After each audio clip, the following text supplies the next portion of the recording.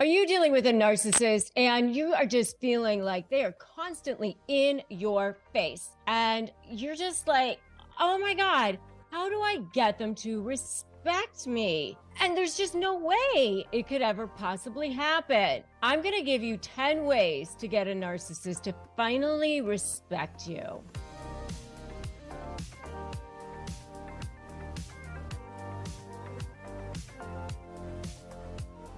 Hi, I'm Rebecca Zung, and I am a globally recognized narcissist negotiation expert, and I'm also an attorney. I've written a couple of best-selling books. I've also got a brand new one in pre-order. It's called Slay the Bully, How to Negotiate with a Narcissist and Win. And you can check it out at slaythebully.com. When you go there, you're going to get all kinds of really amazing bonuses, including an entire version of the manuscript early so that you can start reading it even before it comes out.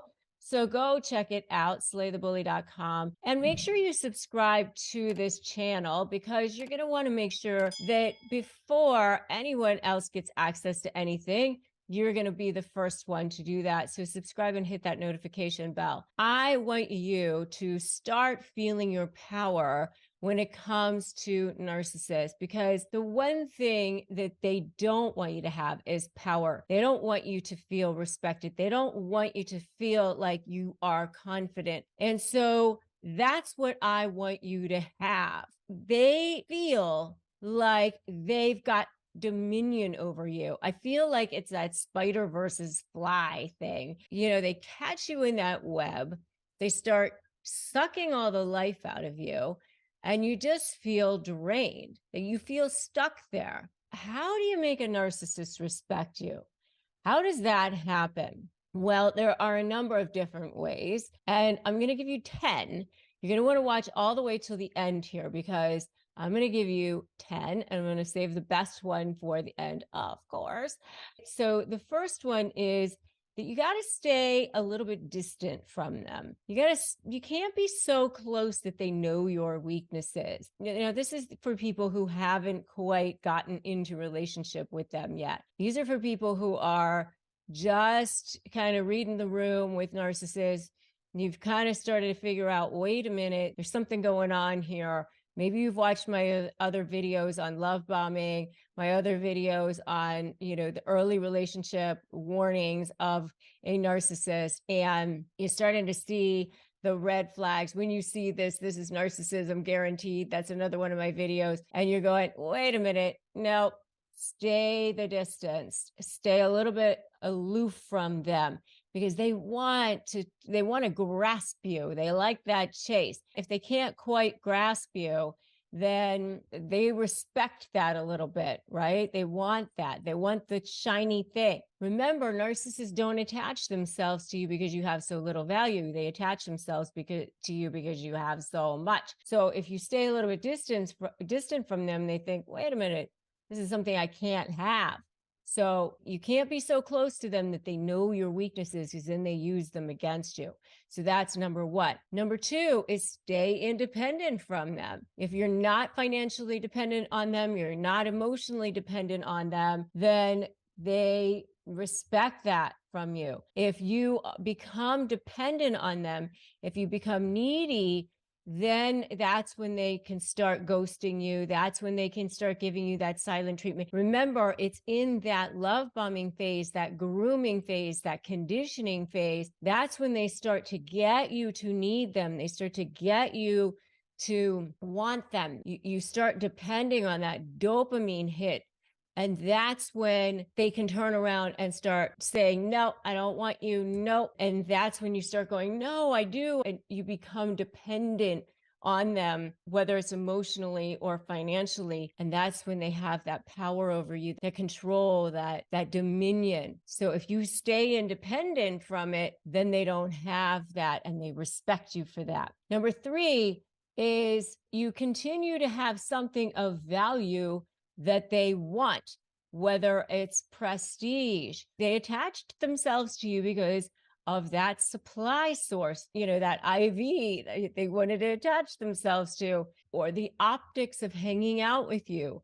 that power source, that money source, the influence source, whatever it was. So if you still have that, then, or maybe it's your looks. Remember, they are all about how they look to the world, right?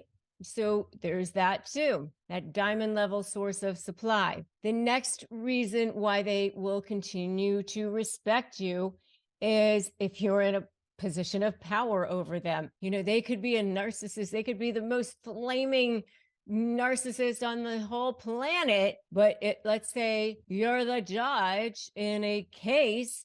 Well, okay, they're going to have to respect you. Or maybe you're their boss, or maybe you're the CEO of the company or something like that. Then they're going to continue to respect you. Or it could be that you're the leader of the group that they all hang out in. They're going to respect you for that. Maybe you have more money than anybody else in the group. They'll probably respect you more for that. If you have more power, you have more dominion over everybody else, you've got some kind of gravitas that makes them look up to you for some reason, then they'll respect you for that.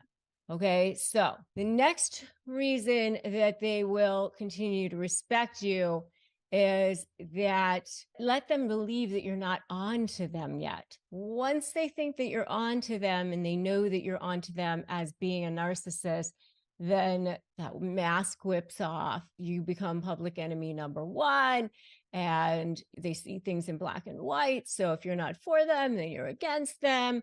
And, all hell can break loose at that point. And if that's where you're at, then you might want to go ahead and grab my free Crush My Negotiation prep worksheet at this point, which you can get at winmynegotiation.com. It's a free 15-page ebook, which has helped literally thousands of people win their negotiations. Highly recommend that you go grab that right now. Go get it. It will help you definitely win your negotiation. All right. So that is number 5. Number 6 is to show them that you are of high value, whatever it is, in any way, shape, or form, whether it's because you're continue to give them money, sex, prestige, whatever it is, continue to show them that you are of high value. If they feel like they're going to be lesser in some way without you being around, then they will continue to respect you. So that is number 6. Number 7 is being friends with people that they want to be friends with. So they will respect you because, remember, everything is transactional for them. Everything is surface for them. So transactional surface. So diamond level supply for coal level supply. Those are my words. Diamond levels, how they look to the world. Everything has to feed their black hole inside them. Coal level supply is devaluing you, controlling you, manipulating you. So it's got to feed one beast or the other. Number 8, making them look good. Or feel good. So you're fluffing up their ego. If you're constantly fluffing up their ego, especially in front of other people, then they want to keep you around. But you got to make it believable. If I were you, I would only do this to ethically manipulate that manipulator. So I call it fluff or favor, vomit later. Hey, can you do X, Y, and Z? You're so much better at it than I am. And it'll be done so much more fast or more efficient than if I did it, whatever that is. But you're fluffing up their ego like you're fluffing up a pillow. So if you can do that, then that'll make them respect you. But I wouldn't do it all the time, because if you're constantly pandering to them, then they won't respect you. Okay. It's got to be believable. And it's got to be done in a certain way. Because remember, you've got to set boundaries early on. You've got to keep your distance. And you have to have respect for yourself. And always remember, and this is number 9, have respect for yourself and always remember to remain calm and non-emotional. Because if you get emotionally invested, if you start getting down and dirty and into it with them, and you start taking their baits, then they won't respect you anymore. So that's number 9. Number 10, which I told you was one of the most important ones. This is kryptonite. when it comes to narcissists. This is like the absolute thing. When I'm talking about slay, strategy, leverage, anticipating, and focus on you, this is why. This is the you. This is absolutely the most important thing. Be authoritative, be confident, be self-assured. If you stand in your power, if you know who you are from the inside out, nobody can touch you because you stand in your power. You are authoritative. You are confident. You know who you are. You got to have support. You've got to have a good support system. So a good way to get support going, first of all, have a good therapist.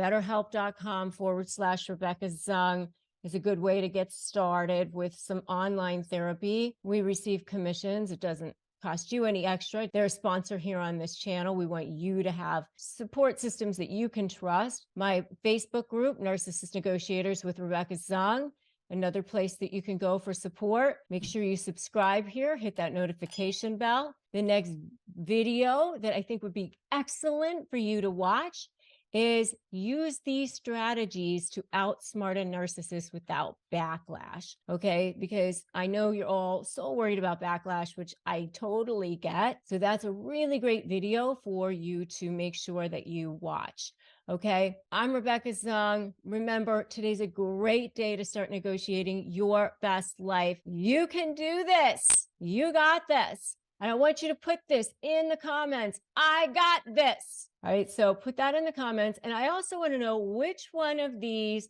strategies you're going to start with. And I'm going to see you in that next video. Use these strategies to outsmart a narc without backlash. All right, I will see you there.